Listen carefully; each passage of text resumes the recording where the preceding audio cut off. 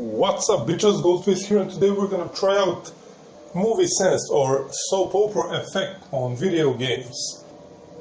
So as you see, I switched my resolution to 4K, and 4K of course requires very strong PC. So as you can see, it doesn't go very smooth. Actually, it doesn't go so bad, but it's not smooth. It's not 60 FPS like usual. So I'm gonna go and turn on the movie sense.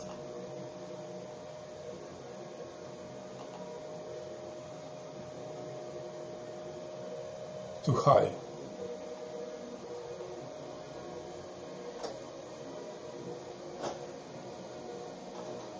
Now check this shit out. Check how smooth it is now. It's like you're playing at 60 frames per second. By the way, that is technology that inserts frames between exiting frames to make picture more smoother like this. Anyway, this won't work on all games. For example, NBA 2K18.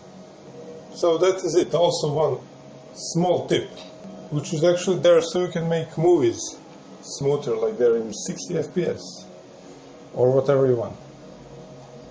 Okay, that was it. I'm gonna see you soon.